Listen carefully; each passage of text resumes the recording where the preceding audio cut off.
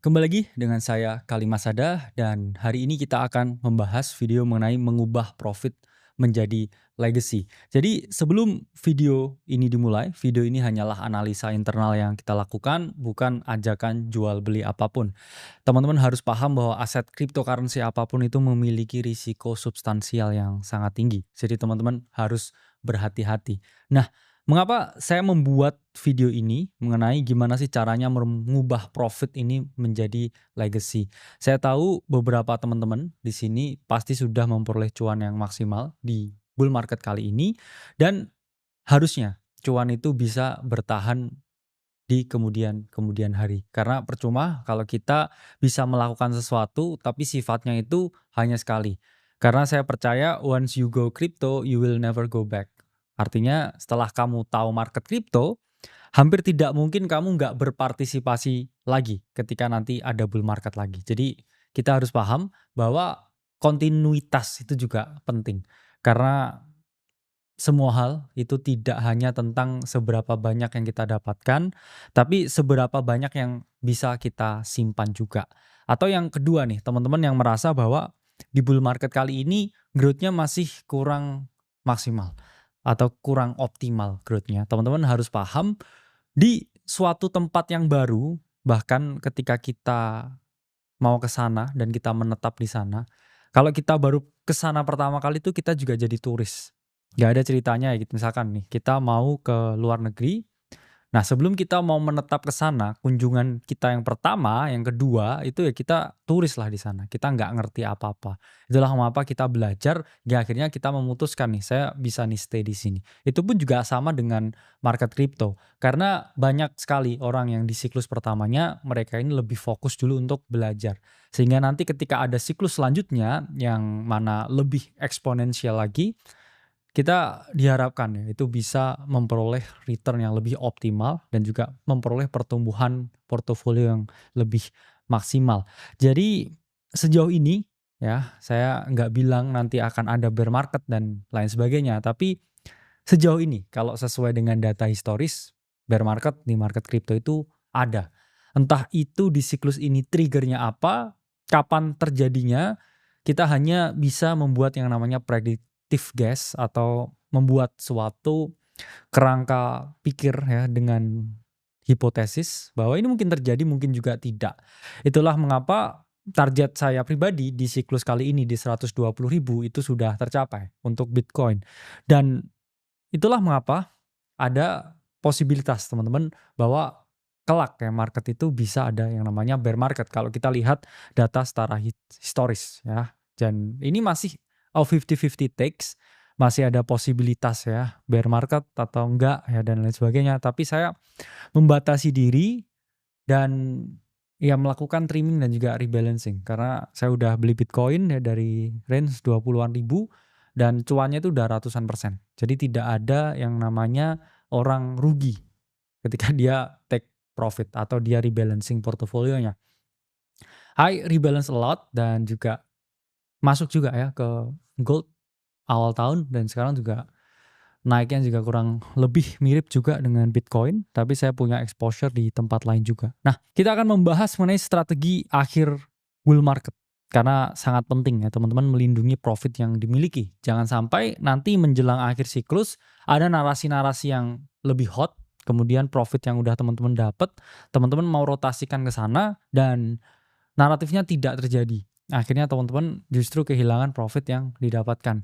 Jadi harus sangat berhati-hati kalau kita mau bangun legacy, melindungi profit kita untuk jangka panjang dan berharap nih ketika bear market ya setelah bull market kamu profit maksimal, waktu bear market kekayaan itu tidak hilang dan nanti kamu siap lagi nih ketika dia market ini mau bull market lagi. You have a dry powder, kamu punya komposisi portofolio yang siap untuk di compoundingkan. Nah, pertama menyusun strategi tahan banting saat bear market. Jadi ini strategi yang saya pribadi riset ke berbagai hedge fund crypto, berbagai aset management di crypto, berbagai venture capital di crypto. What they did ya in the last cycle bear market. Jadi saat market berbalik bearish, mereka itu bukannya 100% USDT itu enggak ya. Karena pada dasarnya mereka pun para big players Satu, mereka itu nggak bisa offload ya semua barangnya. Atau misalkan let's say Michael Saylor lah, ya dia itu udah lock with us ya. Dalam artian dia punya supply Bitcoin ya yang sama lebih dari 3%. Jadi dia serta-merta itu nggak bisa tiba-tiba keluar nih dari market. Karena itu akan menyebabkan price impact yang luar biasa gede. So does all the smart money ya. Hedge fund crypto, kayak asset manager crypto dan lain sebagainya. AUM mereka itu gede. Mereka nggak bisa keluar masuk segampang kita. Ya kita retail tinggal market sales udah jadi USDT. That's it, that's all. Tapi mereka the big players ini punya size yang gede. Kalau mereka cash out banyak sekali posisi itu menimbulkan kepanikan di pasar dan takutnya nanti harga itu drop jauh lebih dalam. Itulah mengapa satu mereka buy size nggak bisa keluar masuk seperti kita, dan yang kedua mereka itu juga mengantisipasi kalau tiba-tiba mereka sell everything, the market goes up dan mereka kehilangan exposure dan juga nggak punya barang sama sekali di sana. Jadi ini adalah portofolio ya tahan banting para hedge fund ketika ada bear market. Jadi 30% itu adalah di Bitcoin. Biasanya beberapa hedge fund besar ya, atau kita ngomong big asset management seperti Pantera Capital, mereka itu punya yang namanya Bitcoin Fund. Ya, jadi khusus fund untuk Bitcoin. Dan selama bear market pun alokasinya juga masih 30% ada Bitcoin. Jadi nggak dijual semuanya. Oke. Kemudian alokasi stablecoin yaitu ditingkatkan sebagai penyangga nilai. Mereka juga butuh bantalan ketika nanti marketnya itu mau bottom lagi ya. Jadi mereka bisa serok di harga yang lebih bawah. Dan terakhir alokasi altcoin yang lain. Karena kalau kita tahu banyak sekali hedge fund besar yang justru akumulasi Solana ketika bear market justru ya. Kalau kita ngomong banyak sekali ya, contohnya Multicoin Capital, mereka juga tetap hold Solana bahkan waktu bear market ya. Jadi memang terdengar sangat beresiko, tapi beberapa smart money, big players itu mereka juga akumulasi beberapa altcoin yang fundamentalnya itu sangat bagus. Let's say ada a very good ya infrastructure yang mana koinnya ini ke dilusi sampai 90% value-nya karena bear market, itu beberapa contrarian thinker merasa bahwa masih waktu yang oke ya untuk akumulasi selama bear market kalau dia punya tesis bahwa koin ini masih bisa survive in the next bull market. Tapi chancesnya koin-koin tersebut bisa ya itu kurang dari 1%. Jadi 99% koin itu akan went bust ketika bear market dan mereka nggak akan bisa kembali lagi ke titik all time high-nya. Jadi teman-teman harus sangat hati-hati dengan alokasi yang namanya altcoin ketika bear market ini. Nah, selanjutnya ketika market ini memasuki fase bearish ya, pertama juga teman-teman harus meningkatkan yang namanya alokasi stablecoin. Saya pun juga membagi stablecoin saya nggak hanya ke USDT tapi juga USDC. Juga stablecoin yang lain. Apa tujuannya saya membagi ya? Karena meskipun ada satu yang paling gede, satu yang orang-orang bilang paling aman dan lain sebagainya, tapi pada dasarnya nggak ada yang aman di dalam kripto. Itulah mengapa saya sangat mau ya untuk mendiversifikasi bahkan risiko dari stablecoin yang saya miliki. Saya membeli ya beberapa stablecoin. Jadi kalau 100 gitu ya misalkan ya 50-nya USDT ya, 20-nya USDC ya, 30-nya itu yang lain. Kenapa? Karena stablecoin pun kita juga udah tahu ya USD Luna dengan algorithmic stablecoin ya waktu itu juga went bust juga dan not gonna back ya dengan nilai yang sebelumnya ya. Jadi itu juga hal yang ngeri.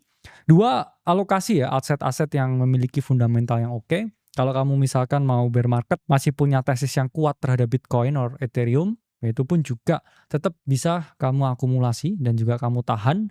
Dan alokasi altcoin yang lainnya ya, menurut saya mending dikurangi ya, kamu nggak harus jual semuanya, tapi kamu bisa menerapkan yang namanya moonback strategy dan juga mengurangi exposure yang terlalu berlebihan. Lalu apa strategi tetap dapat keuntungan nanti ketika terjadi yang namanya bear market? Pertama ya kalau kita ngomong banyak aset ini yang turun ketika bear market karena Bitcoin pun di siklus sebelumnya itu turun 74-77% waktu bear market. Jadi kita juga harus hati-hati. Karena apa? Karena aset altcoin yang lain juga mengalami penurunan yang jauh lebih parah. Dan selanjutnya, banyak orang yang punya mindset tidak peduli bahkan dengan bear marketnya Bitcoin. Jadi mereka akan terus melakukan yang namanya DCA atau dollar cost average. Jadi setiap bulan ini mereka melakukan pembelian Bitcoin atau setiap minggu atau bahkan ada yang setiap hari. Bahkan ketika turun pun dia nggak peduli. Karena in the long enough time frame mereka ini memiliki pandangan bahwa nilai Bitcoin itu akan selalu lebih tinggi daripada nilainya fiat. Oke, itulah mengapa mereka tetap DCA bahkan ketika marketnya itu turun. Tapi ingat teman-teman, kalau teman-teman mau jurus ya tetap DCA atau tetap nabung ketika bear market, kamu harus paham juga. Kalau apapun yang namanya nabung ya, itu nggak bisa serta-merta kamu lihat hasilnya itu langsung. Jadi kamu harus sabar. Jangan nanti kamu, oke lah saya ikut cara ini, saya DCA Bitcoin bahkan ketika bear market, tapi ketika turun kamu tiap hari lihat saldonya nggak naik-naik, terus kamu frustasi, kamu kesel, terus akhirnya kamu jual semuanya ya. Jadi sebelumnya di awal kamu harus paham bahwa harus ada yang namanya idle money ya, uang dingin, uang yang nggak dipakai, uang yang ditabung. Berbeda dengan uang untuk kebutuhan sehari-hari, apalagi uang untuk investasi.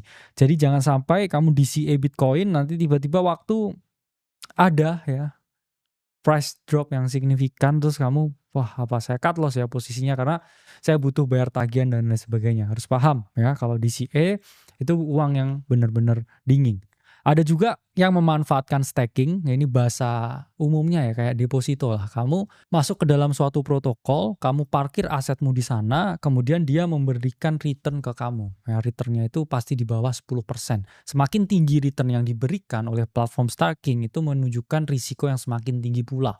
Jadi jangan sampai kamu tergiur. Apakah saya melakukan staking? Jujur enggak. Kenapa? Karena menurut saya probabilitas ya suatu protokol itu untuk meledak itu cukup tinggi, apalagi di kripto.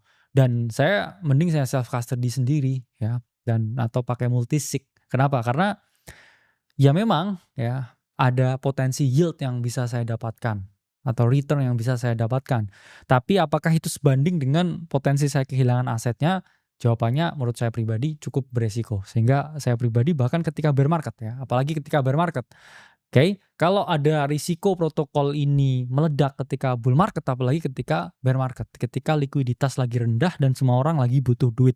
Jadi itulah mengapa ya kita lihat lah ya 2022 berapa banyak platform staking yang meledak. Oke, itulah mengapa waktu bear market harus tetap diwaspadai teman-teman staking ini di mana. Selanjutnya teman-teman bisa ya utilize DeFi. Karena banyak sekali ya aset-aset yang tetap produktif bahkan ketika bear market. Jadi jangan salah ketika bear market itu orang-orang para builder dan juga hodler jangka panjang itu mereka malah lebih suka ya karena retail nggak di sini, turis investor nggak di sini, market became less crowded ya ketika bear market semuanya sepi. Ya, dan ketika sepi itu banyak orang yang inovatif ini membangun berbagai platform-platform yang juga bisa kita manfaatkan. Jadi quiet sometime waktu bear market dan nggak seramai ini ya. Kalau sekarang teman-teman anggap ini sepi, nanti bear market itu akan jauh lebih sepi lagi. Selanjutnya ada strategi arbitrase di mana ada perbedaan. Ya, beberapa kali ada perbedaan harga antara di crypto exchange A dan juga crypto exchange B yang mana orang biasanya membeli di crypto exchange A lebih murah dan kemudian dijual di crypto exchange B yang lebih mahal. Salah satu yang pakai strategi ini yaitu dulu adalah Alameda Research sebelum akhirnya mereka juga tutup karena mengalami kebangkrutan. Dan yang modern ini juga Wintermute memang mereka ini juga merupakan market making ya. Market making salah satu yang terbesar juga. Tapi mereka juga melakukan arbitrage trading strategi. Jadi kalau mereka yang pakai itu sistemnya udah algo ya, nggak kayak kita lihat CoinGecko terus kita scroll ada beda harga nih ya. Kalau kamu begitu terus kamu kemakan DV dan itu terlalu mahal. Jadi mereka punya suatu sistem ya yang sifatnya algoritmik, melihat data secara on-chain dan akhirnya mereka melakukan yang namanya eksekusi dengan arbitrase. Dan ya selanjutnya ada juga sekte ya yang akumulasi ketika diskon. Banyak juga yang berharap bear market terjadi supaya apa? Nanti kalau ada diskon, ada penurunan, mereka bisa beli di harga yang lebih murah. Jadi kalau beli di harga lebih murah, mereka ini kan dapat barang lebih banyak. Dan nanti kalau dia mengalami apresiasi yang lebih signifikan, dia akan memperoleh keuntungan yang jauh lebih besar pula. Oke? Jadi harga turun waktu bear market itu bisa jadi peluang untuk kita memperoleh entry yang lebih bagus ya. Kalau misalkan kita punya tesis at some point Bitcoin itu akan ke $1 juta. Mungkin tidak sekarang, oke? Mungkin tidak tahun ini, pasti tidak tahun ini ya. Tapi at some point it will come. kalau kamu punya tesis itu, ya, kamu bisa manfaatkan depresiasi harga sementara untuk memperoleh yang namanya keuntungan jangka panjang, oke? Dan 3, strategi mengunci profit menjelang akhir cycle ini gimana? Kalau saya udah profit 3 tahun ini 5 kali, 3 kali, what should I do? Caranya gimana? Menjelang akhir bull market. Market itu sangat euforia ya. Sekarang saya belum melihat euforianya. Memang sempat euforia sedikit kemarin tapi belum ya. Banyak indikator yang mengatakan kalau ini memang belum top ya, tapi nobody knows. Kenapa? Karena kita udah mendekati juga ya 518 hari setelah halving. Jadi harus hati-hati. Pertama, apa ya yang bisa kita lakukan kalau kita mau spotting the top, even though spotting the top is very very very hard, dan ya apalagi kita kalau terjebak dalam euforia, itu banyak indikator yang bisa teman-teman lihat. Oscillator ya, RSI, MACD, kemudian stokastik ya, stock RSI. Bisa kamu lihat di time frame yang besar ya, seperti monthly time frame, weekly time frame. Kamu lihat apakah ada bearish divergence atau tidak. Oke, kemudian kamu lihat indikator on-chain yang lain. Oke, pull multiple kamu bisa lihat, MVRV kamu bisa lihat juga ya. Kemudian fear and greed, karena biasanya puncak market crypto itu keadaannya pasti ya, pasti adalah extreme greed.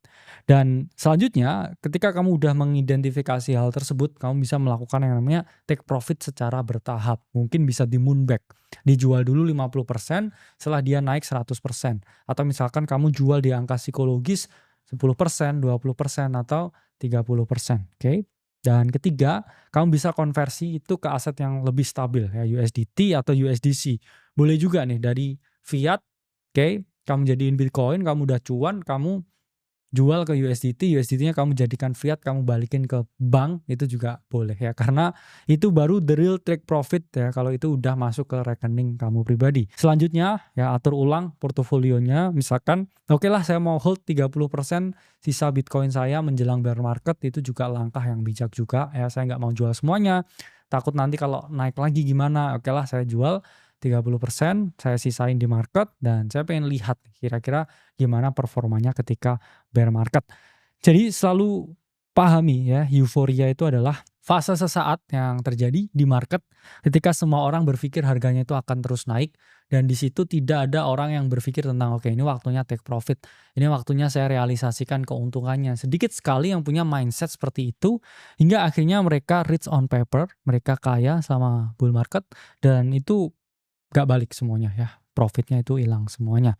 Nah, apa langkah-langkah big fund saat bear market terjadi ya? Smart money melakukan banyak riset teman-teman ya. Investor institusional, whales besar itu mereka itu cenderung ya melakukan banyak sekali ya, multi strategi ketika bear market itu terjadi ya. Pertama, dia rotasi ke aset yang lebih aman, stable coin. Kedua, kalau mereka mau akumulasi, mereka itu akumulasi Bitcoin dan Ethereum. Mengapa? Karena mereka itu percaya bahwa nanti kalau ada bull market lagi, yang pasti gerak duluan itu adalah Bitcoin ya, dan juga Ethereum. Kenapa?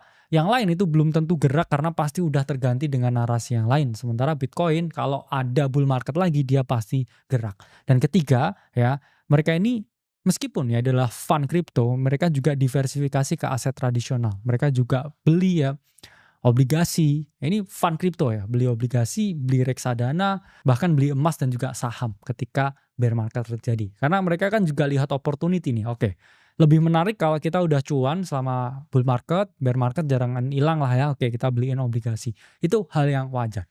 Jadi nggak ada funds crypto itu yang berpikir oke saya crypto ya, full time crypto, semua harus crypto, enggak ya.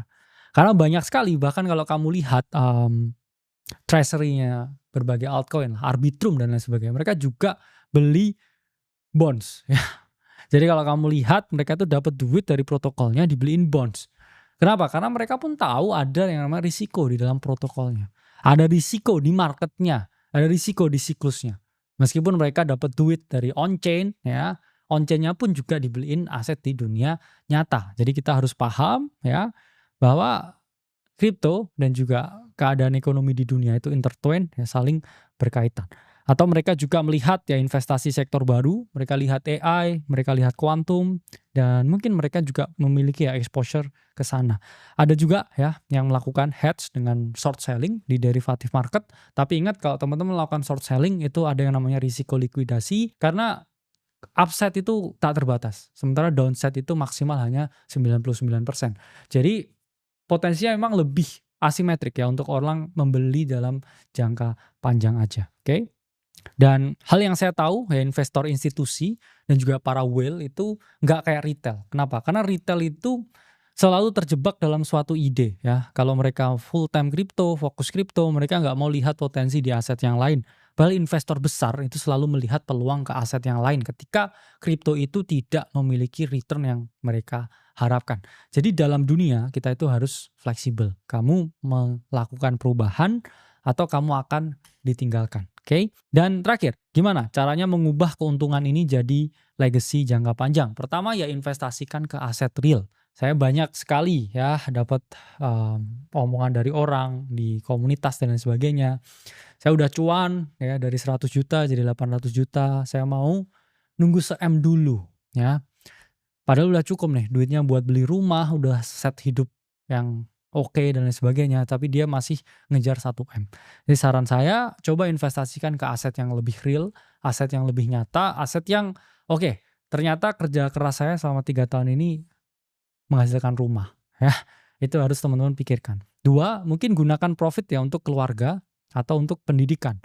Contohnya apa? Ya kamu bisa traktir keluarga, lunasin hutang keluarga, berbakti ke orang tua, atau misalkan masih muda, masih single, umur 21, 22 ya, profit udah 1M, 2M, mungkin mikir, oke lah saya mau kuliah ke UK dan lain sebagainya dengan profit yang saya miliki, atau saya mau kuliah blockchain di luar negeri, it's a very good thing. Dan kemudian ya kalau banyak banget ya kamu cuannya ratusan M ya bisa bikin trust fund dan juga mengatur ya instrumen warisan untuk generasi selanjutnya. Kamu juga bisa ya utilize di dalam on-chain banyak sekali opportunity ya dari platform DeFi dan lain sebagainya. Nah, selanjutnya siapkan strategi untuk siklus berikutnya. Karena setiap siklus itu selalu memiliki cara main yang berbeda dan itu pasti akan terjadi di siklus selanjutnya ya. Siklus selanjutnya cara mainnya itu juga pasti akan lebih berbeda. Jadi kamu harus paham ya, ubah profit sekarang untuk jangka panjang. Jadi kesimpulannya apa di sini? Pertama, buat portofolio yang tahan banting. Oke, stable coin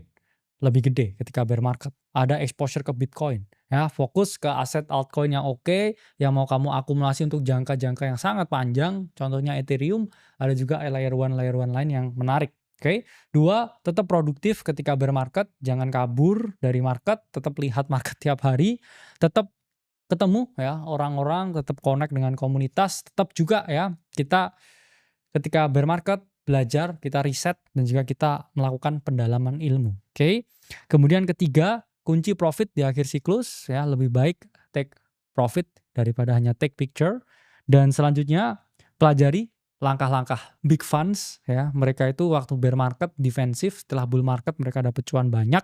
Setelah itu mereka juga rotasiin asetnya ke aset yang lebih nyata, bahkan ke aset traditional finance. Itu juga bisa teman-teman lihat juga. Dan terakhir ya profit jadiin legacy yang nyata, jadiin suatu aset ya yang real, aset yang bisa kamu nikmati hingga akhirnya ya keluargamu bisa lihat kamu dengan lebih bangga.